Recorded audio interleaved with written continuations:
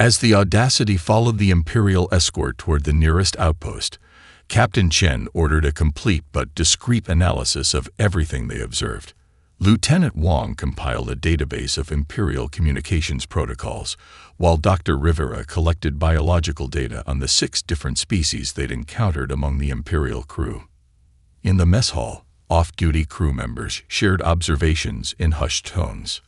"Their translator tech is impressive," said communications specialist Garcia, "but it's running on hardware that reminds me of our quantum processors from the 2080s. Did you notice how shocked they were when I mentioned our recycling efficiency?" Added environmental engineer Puddle. "They waste nearly 40% of their resources on life support alone." Admiral Zirikex requested a formal dinner with the senior staff, ostensibly to educate the primitives on proper Imperial protocol. Chen accepted graciously, recognizing the intelligence-gathering opportunity. The Imperial dining chamber aboard Zirkex's flagship was cavernous, adorned with what appeared to be trophies from conquered worlds, artifacts that made several human officers exchange uncomfortable glances.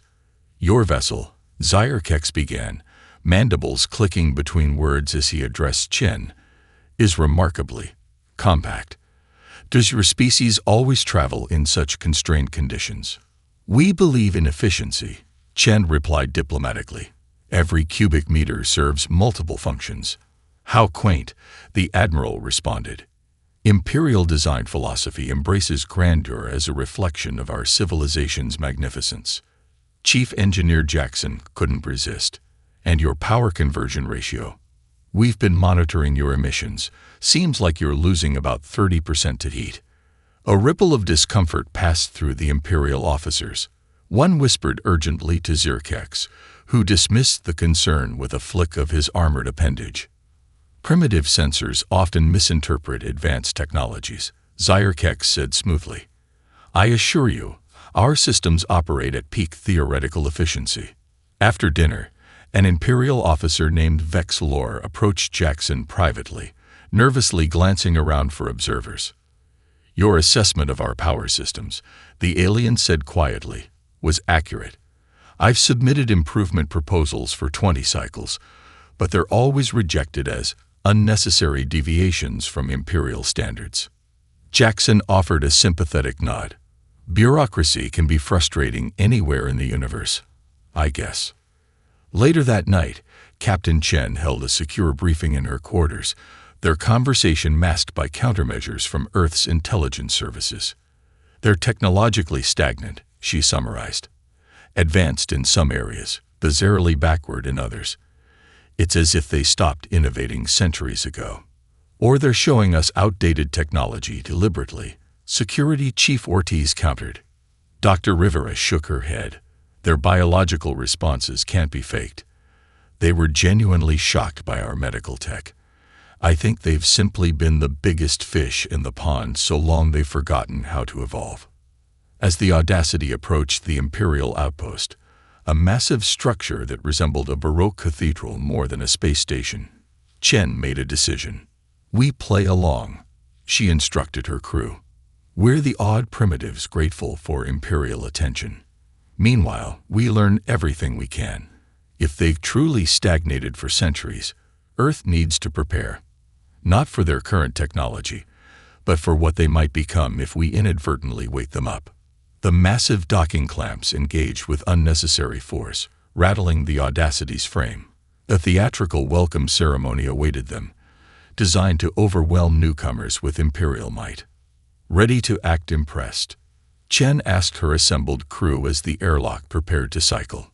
"Just remember," Chief Engineer Jackson quipped, "don't ask why their artificial gravity generators are the size of buses when ours are the size of coffee makers." The second day of tours through Nexus Prime brought the human delegation to the Imperial Archives, supposedly the greatest repository of knowledge in the known galaxy. Dr. Rivera could barely contain her excitement until they actually arrived. "This is it," she whispered to Captain Chen as they were led through cavernous halls, filled with physical storage devices arranged in towering columns. "They're storing data on crystalline matrices. We abandoned that technology a century ago due to degradation issues." Their guide, The ever-proud Fexelor misinterpreted her shock. Impressive, isn't it? The archives contained over 8 exabytes of information collected across 12,000 cycles. Lieutenant Wong coughed to hide her laugh. Earth's smallest research universities maintained larger databases. How do you search for specific information? Asked Dr. Rivera innocently. Ah. Fexelor gestured grandly toward a line of aliens seated at terminals. Our dedicated archivists trained for 50 years to navigate the cataloging system. With proper authorization and filing of Form CR 982, they can locate most information within days. Chen noticed Wong's expression. Something to share, Lieutenant. Earth's global network would return the same search results in microseconds, Wong murmured. Their entire archive could fit on our emergency backup systems with room to spare. That evening, the delegation was escorted to yet another reception, this one hosted by the Guild of Technological Supremacy, an organization dedicated to maintaining the Imperium's technical dominance. The irony wasn't lost on the humans. Chief Engineer Jackson found himself cornered by an enthusiastic Imperial engineer named Trell, whose translucent skin pulsed with bioluminescent patterns as he described their latest innovation. We've reduced power consumption in our capital ships by 0.03% this decade, Trell announced triumphantly, a breakthrough after 300 years of research. That's remarkable, Jackson replied, struggling to maintain a straight face. Have you considered reconfiguring your power distribution nodes? On Earth, that typically yields at least a 15% efficiency improvement. Trell's bioluminescence dimmed dramatically. Reconfigure. But the sacred technical manuals specify the exact configuration. Deviation would be unthinkable. Across the room, Captain Chen was engaged in conversation with a group of Imperial officials discussing defense technologies. One official, emboldened by intoxicating beverages, boasted about their planetary shield systems. Nothing can penetrate an Imperial barrier shield, he declared. They've remained unbreached for millennia. Because no one's tried anything new in millennia, thought Chen, but outwardly she merely nodded appreciatively. Later, as the delegation returned to their quarters, Dr. Rivera pulled Chen aside. I accessed their medical database through a terminal they thought was locked, she whispered. They have cures for diseases Earth still struggles with, but they're restricted to the upper echelons. Billions suffer needlessly because of classification protocols. Chen's expression hardened. Keep downloading everything you can access. When we return to Earth, we're bringing more than just technical specifications. As they entered their compound, Lieutenant Wong fell into step beside them. Captain, I've been monitoring their news networks. There's increasing chatter about us.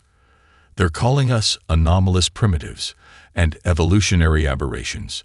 Apparently, we're not following their standard first contact development curve. Good, Chen replied with a thin smile. Let's keep them confused. In her private quarters, Chen recorded her daily log, carefully encoded for eventual transmission to Earth. Day 15 in the Imperium. Every hour confirms our initial assessment. They've built a galactic civilization on borrowed technology and stifling bureaucracy. They're powerful not because of innovation but sheer size and age. Most concerning is their response to anything novel, fear disguised as contempt. I worry about their reaction when they finally realize we aren't the primitive curiosities they think we are. She paused the recording, considering her next words carefully. And I'm increasingly concerned about what they might do when they discover just how far ahead of them we actually are. Captain Chen found the encrypted message in her quarters terminal, bypassing Imperial monitoring systems, through a backdoor Lieutenant Wong had installed. The message was simple. Botanical Gardens, North Quadrant, third luminescent fountain. Midnight. It could be a trap. Security Chief Ortiz warned when Chen shared the message with her senior staff. Everything here could be a trap, Chen replied. But we need allies if we're going to understand what we're dealing with. That night, Chen and Ortiz made their way through the sprawling gardens, their path lit by bioluminescent plants from 100 worlds. At the third fountain, a hooded figure waited. Captain Chen. The figure said, its voice modulated to hide any identifying characteristics. I represent those who see potential in your species. Follow me. They were led through a hidden passage beneath an ancient tree, descending into a chamber where a dozen aliens of various species waited.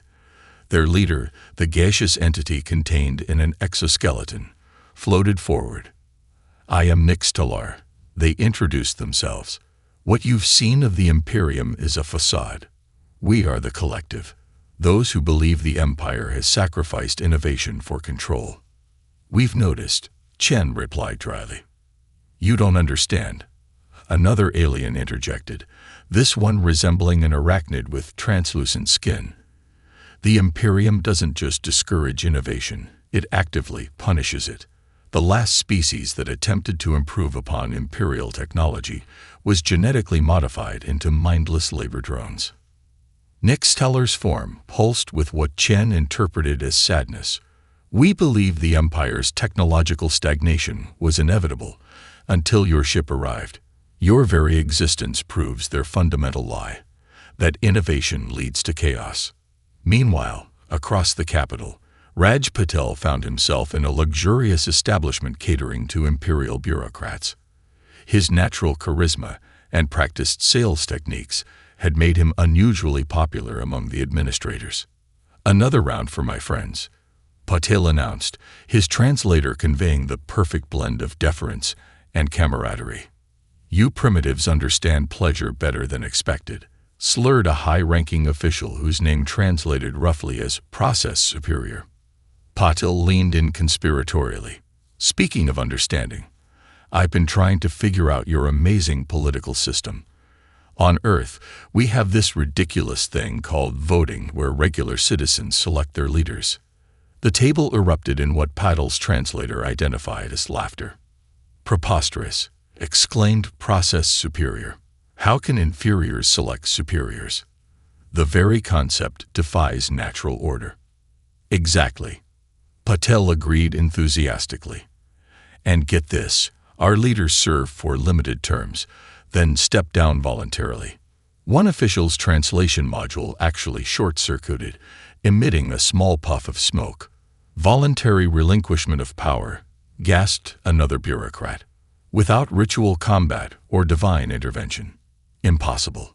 As the night progressed, Patel skillfully extracted invaluable information about imperial power structures, succession protocols, and, most importantly, the growing factions developing around how to handle humanity. Back in the underground chamber, Chen was being shown disturbing evidence of imperial atrocities. Worlds stripped of resources until uninhabitable, species genetically altered for specific commercial purposes, technologies suppressed because they threatened imperial control. Why show us this? Ortiz asked suspiciously. Because you're already changing things, Nixtalar explained. Information about Earth is spreading despite imperial censors. Questions that haven't been asked in millennia are being whispered throughout the Empire. Do humans truly govern themselves without an emperor? Is technological innovation possible without catastrophe? Chen considered the implications. And what do you want from us? Hope. Nixtalar replied simply. And perhaps, when the time comes, an alliance. The Emperor's evaluation arena fell silent after Kade Okonkwo's stunning solution. Lady Telvosh's ceremonial headdress trembled with barely contained rage as the 19-year-old navigation intern finished explaining the simple algorithm that had eluded imperial mathematicians for generations. Impossible, whispered the imperial chief mathematician, his 8 eyes blinking rapidly in confusion. The dimensional cascade paradox cannot be solved without quantum uncertainty factors. Okonkwo shrugged. It's just matrix multiplication with extra steps. We use similar algorithms for calculating jump space coordinates on Earth. A murmur rippled through the crowd of imperial dignitaries. Captain Chen could hear the growing disbelief and alarm in their translated whispers. The primitives cheated. They must have stolen the solution. No species at their development stage could possibly. Admiral Zirkex stormed across the arena floor, mandibles clicking furiously. "You have made a mockery of sacred imperial traditions," he hissed at Chen. "Your species clearly misrepresented its technological capabilities." Chen maintained her diplomatic composure. "We answered the challenges presented to us honestly. Perhaps your assumptions about our capabilities were flawed." The Imperial Honor Guard surrounding them tightened formation. Lieutenant Kim subtly shifted his stance, ready to activate his exosuit if needed. The tension in the arena was palpable as thousands of Imperial citizens watched the confrontation unfold. Lady Talvosh swept forward, her elaborate robes creating an impressive display that Chen recognized as pure intimidation theater. "The challenges have concluded," Talvosh announced to the crowd, her amplified voice steady despite her obvious fury. "The human delegation has demonstrated unexpected aptitudes. The Emperor will consider their proper place within the glorious Imperium." As the Imperial entourage retreated in a flurry of ceremonial movement, Chen gathered her team. "Well, that went well," Lieutenant Wang remarked dryly. "Actually, it did," Chen replied quietly. "They're rattled. Look around." Throughout the arena, Imperial citizens were engaged in animated discussions. Many were reviewing recordings of the challenges on personal devices, analyzing the human solutions with evident confusion. Chief Engineer Jackson nodded toward a group of Imperial technicians huddled near the disabled battle mech. "They're already trying to reverse engineer Kim's takedown sequence. They can't understand how he identified structural weaknesses their designers missed." As they were escorted back to their compound, Chen noticed their security detail had doubled. Their formerly ornate transport had been replaced with what was clearly a military vehicle. The message was obvious. They were no longer honored guests but potential threats. In their compound, now visibly surrounded by Imperial guards, Chen called an emergency meeting. "They're scared," she told her team, "which makes them dangerous. Lieutenant Wang, how close are we to establishing secure communication with Earth?" "The quantum entanglement link is stable," Wang reported. "We can transmit data packets, but not establish real-time communication." "Send everything," Chen ordered. "All technical specifications, cultural data, political structures. If something happens to us, Earth needs to be prepared." Dr. Rivera looked troubled. "Captain, we've just proven we're technologically advanced. Won't they see us as a competitive civilization now? According to the historical data Nix Towler showed us, they subjugate or destroy perceived rivals," Chen finished grimly. "I know, but hiding our capabilities was never a long-term option. Better they know now what they're dealing with." As night fell over the Imperial capital, emergency sessions of the High Council convened behind closed doors. The humans had achieved what many thought impossible. They had frightened the Imperium. Deep beneath the capital city, Captain Chen watched as Nix Towler's gaseous form pulsed with agitation inside their exoskeleton. The impromptu rebel command center buzzed with activity as representatives from 17 worlds coordinated their first synchronized acts of resistance. "The demonstrations exceeded our expectations," Nix Towler explained, projecting holographic footage of massive gatherings across Imperial worlds. "Your challenge performances were the catalyst, but what truly ignited the populace was the information leak." "What leak?" Chen asked, exchanging concerned glances with Dr. Rivera. A reptilian rebel with intricate scale patterns approached. "One of your cultural briefings to the Imperial Cultural Assimilation Department was stolen and distributed. The concept of elected officials and term limits spread through the Imperial network like a virus." Lieutenant Wang's report on Earth's political systems, Rivera realized. The one the Imperial officials laughed at. "They're not laughing now," the reptilian said grimly. "The recording shows Imperial officials dismissing basic rights that billions have been denied for millennia. When combined with your technological demonstrations, it created a perfect storm. Suddenly, the Imperium's claim of natural order seems arbitrary." On a massive display, Chen watched footage of demonstrations across the galaxy. Signs in dozens of languages demanded term limits and voting rights, concepts that had been unthinkable weeks earlier. The Imperial response has been predictably brutal. Nix Taller continued, showing military crackdowns on several worlds. But unlike previous rebellions, this one isn't isolated. It's synchronized, using communication protocols inspired by your internet architecture. Chen ran a hand through her hair, the weight of unintended consequences heavy on her shoulders. We never meant to spark a galactic civil war. Intent is irrelevant, stated a crystalline being whose translucent body refracted light in hypnotic patterns. Your existence proved the Imperium's fundamental lie, that innovation and self-governance lead to chaos. By succeeding as you have, you've shown billions of oppressed beings another path is possible. A distant explosion rocked the underground chamber, sending dust cascading from ancient ceiling structures. Imperial forces are bombing the Herix district, reported a communications specialist. They're targeting information distribution nodes. The rebel leadership turned to Chen expectantly.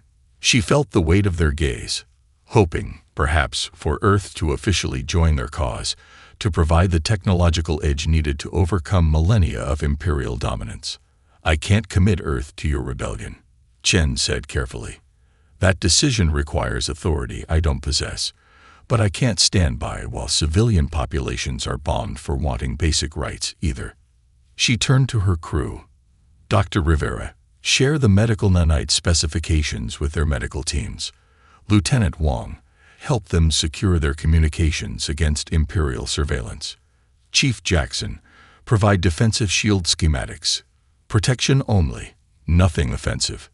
Captain, Ortiz cautioned, we're walking a dangerous line here. We crossed that line the moment we outperformed their technology in those challenges, Chen replied. The Imperium already sees us as a threat. The question now is what kind of threat we choose to be. She faced Nix Taller and the assembled rebellion leadership. We can help you protect civilians and secure communications. Beyond that, I need to consult with Earth. As if on cue, Lieutenant Wang's secure communicator chimed. Captain, we've just received a response through the quantum link. Earth has been monitoring our data packets. They've called an emergency United Nations session. Throughout the chamber, hope visibly sparked among the rebels. The humans weren't just embarrassing the Imperium. They might actually help change it. Admiral Zirkex stood on the command deck of the Imperial dreadnought Eternal Dominion, the flagship of the Armada dispatched to subjugate Earth. Through the massive viewport, he watched as his 1,000 ships prepared to enter jump space for the final leg of their journey to the Sol system. Status report, he commanded, mandibles clicking with anticipation. All vessels report ready, Admiral, his second-in-command responded. Jump calculations are complete. Weapon systems are primed for immediate deployment upon arrival. Zirkex's compound eyes reflected the holographic display of Earth, a seemingly insignificant blue planet that had somehow produced the most significant threat to Imperial stability in millennia. The Emperor's orders are clear, Zirkex addressed his command staff. We will offer one opportunity for total surrender. If rejected, we are authorized to deploy planetary pacification protocols. None of his officers questioned these orders. The humans had proven themselves dangerously innovative. Worse, their ideas of self-governance were spreading through the Empire like a contagion. Examples had to be made. What Zirkex couldn't know was that quantum entanglement transceivers, technology the Imperium considered theoretical, had been transmitting detailed intelligence about Imperial fleet capabilities to Earth for months. As the Armada emerged from jump space at the edge of the Sol system, Zirkex expected to encounter confusion, perhaps primitive defense satellites easily overwhelmed by Imperial firepower.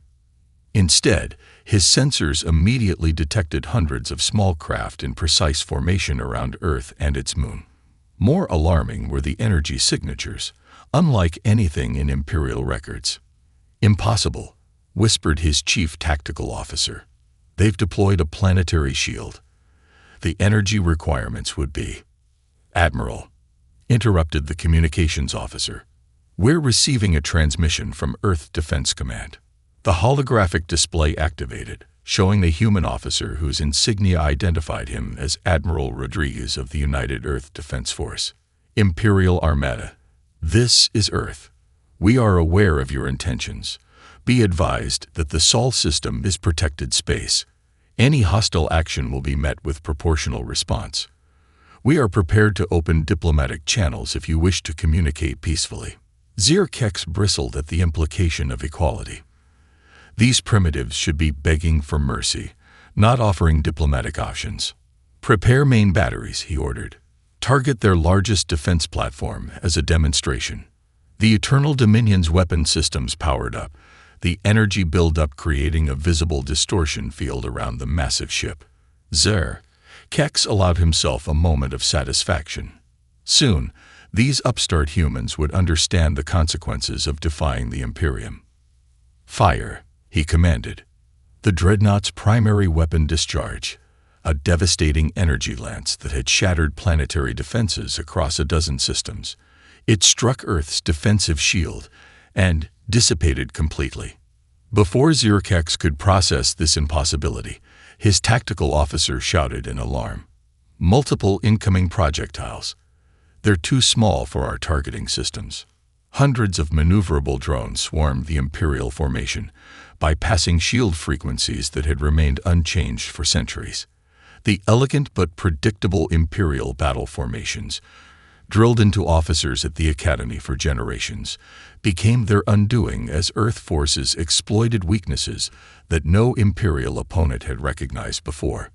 Within minutes, the Eternal Dominion's propulsion and weapon systems went offline, precision strikes targeting exactly the vulnerabilities Chief Engineer Jackson had identified months earlier. Throughout the fleet, Imperial ships found themselves similarly disabled by an enemy they had gravely underestimated. On his darkened bridge, emergency lighting casting ominous shadows, Admiral Zirkex prepared to initiate self-destruct protocols, his final duty to the Emperor. Before he could enter the command, his ship was boarded not by soldiers, but by diplomatic personnel. The humans had done the unthinkable twice over.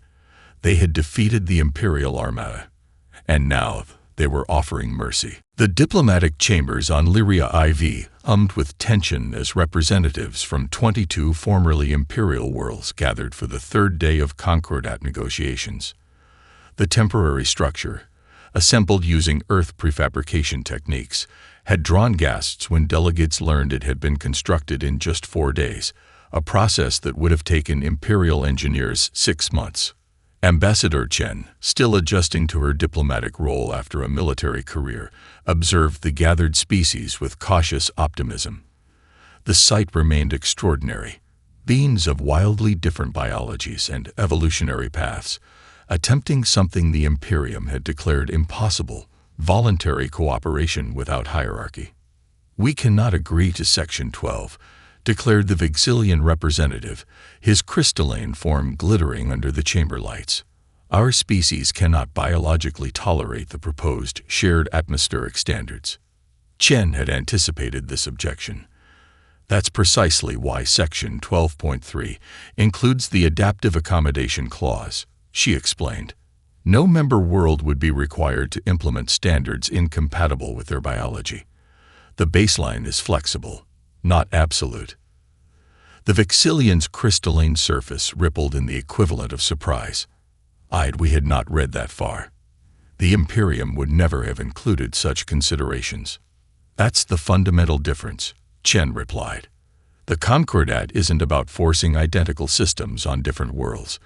It's about creating frameworks that respect diversity while facilitating cooperation."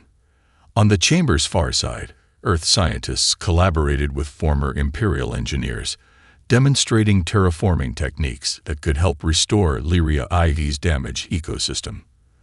The practical demonstration, watching barren soil begin producing vegetation within hours, had convinced several hesitant delegations of Earth's good faith more effectively than any speech. During the midday recess, Shen found herself approached by a delegation she hadn't expected. Imperial economists who had defected after analyzing the efficiency data from early Concordat projects. "We've run the calculations 47 times," stated the lead economist, a six-limbed being whose species had evolved to process complex mathematics instinctively. The collaborative model produces 32% greater resource efficiency and 58% higher innovation rates than imperial extraction policies. "We knew that," Chen said. "That's why Earth's separate nations maintained cooperative scientific ventures even during political conflicts." "What you consider obvious," the economist replied, "is revolutionary to systems designed for control rather than productivity. We've prepared these projections for the undecided worlds." She handed Chen a data crystal. "When they see the 100-year comparison models, logic will overcome imperial conditioning." Later that evening, as delegates retired to their quarters, Chen met with her Earth colleague, Dr. Abrams, who had just returned from a diplomatic mission to 3 wavering former imperial core worlds. "How did they respond to the medical technology exchange offer?" Chen asked. Abrams smiled wearily. "When we demonstrated the universal vaccines without requiring them to pledge allegiance or pay tribute, their science minister actually wept. Apparently, the Imperium had been withholding similar technology for centuries as leverage. They're sending representatives next week." Outside the diplomatic compound, on hills overlooking the meeting site, thousands of Lyrian natives gathered each evening to watch the proceedings on massive screens. Their world, half poisoned by imperial mining operations, was experiencing something new: hope. A small Lyrian child approached Chen as she took her evening walk along the compound perimeter. The translator rendered the child's question simply. "Is it true your people will teach us to make the land green again without making us your slaves?" "Yes," Chen answered, kneeling to meet the child's eye level. "That's what partnership means." Word of this exchange spread among the Lyrians overnight. By morning, 10,000 volunteers had signed up for the first ecological restoration training programs. Admiral Chen stood at the viewport of the Concordat flagship Unity, watching as the combined fleet approached the detection boundary of the computational entity at the galaxy's edge. For decades, this vast intelligence had consumed stars for processing power, its purpose unknown, but its trajectory unmistakable, directly toward the inhabited regions of the Milky Way. A decade ago, such a unified response would have been impossible. Now, ships representing 63 formerly imperial worlds flew in formation with Earth vessels, their hybrid designs reflecting the best aspects of multiple civilizations' technologies. "Admiral," her communications officer reported, "the Imperial liaison requests your presence in strategic planning." Chen nodded, still finding it remarkable that her greatest adversary had become one of her most valuable colleagues. In the ship's central planning chamber, Admiral Zirkex awaited, his once ceremonial armor replaced with the practical uniform of the Concordat fleet. "The entity has detected our approach," Zirkex stated without preamble, his translator now perfectly calibrated to his speech patterns. "It's altering its consumption pattern to analyze our capabilities." Chen studied the holographic display. "Just as we predicted. It's curious rather than immediately hostile." "A concept I've become familiar with," Zirkex replied with what Chen had learned to recognize as dry humor. "Before humanity, the Imperium would have launched a preemptive strike by now. And likely been consumed for our troubles," added Dr. Rivera, now the Concordat's foremost xenobiological expert. "This entity doesn't think like organic life. It processes information differently." The combined knowledge of dozens of civilizations had been required to understand the entity's nature. Imperial archives provided historical data on similar phenomena, while Earth's advanced computational models predicted its behavior patterns. Former imperial worlds contributed translation algorithms for non-organic communication. "The first contact package is ready," reported the communications specialist, a being from a crystalline species once considered too primitive for imperial citizenship. Chen took a moment to appreciate the historical significance. The package contained mathematical proofs, conceptual frameworks from 100 different species, and proposed communication protocols. A collaborative effort impossible under Imperial rule. "Transmit," she ordered.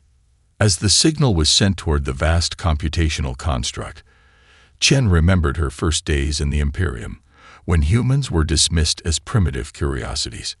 Now the former Empire and Earth stood together against a threat that would have overwhelmed either civilization alone.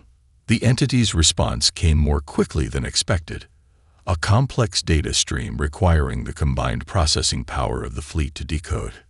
"It's asking questions," reported the analysis team, "about our biological nature, our cooperative structures, our technological diversity. It seems genuinely curious about multiple approaches to the same problems. It's never encountered a multi-species collaborative before," Rivera suggested. "In all the galaxies it's processed, it may have only found hierarchical civilizations that collapsed under pressure." The strategic implications were immediately clear. The entity wasn't necessarily hostile. It was efficiently consuming resources without understanding the diversity it was destroying. Unlike the rigid Imperium, humans specialized in finding alternative solutions to seemingly impossible problems. "Prepare a response," Chen ordered. "Explain our symbiotic relationship with our star systems. Propose alternative energy sources it could utilize without consuming inhabited regions." As the team worked, Zirkex approached Chen privately. "When you first arrived in Imperial space, we thought you were primitive anomalies. Then we feared you as conquerors. We never imagined you as mediators." Chen smiled. "That's because the Imperium was built on the idea that power comes from dominance. Earth learned a different lesson. True power comes from adaptation. We don't need to outfight the entity if we can convince it to adapt its behavior instead." As the fleet prepared its response to the cosmic intelligence, Chen reflected that humanity's greatest contribution to galactic civilization wasn't technology, but perspective, the radical notion that problems could be solved through collaboration rather than conquest.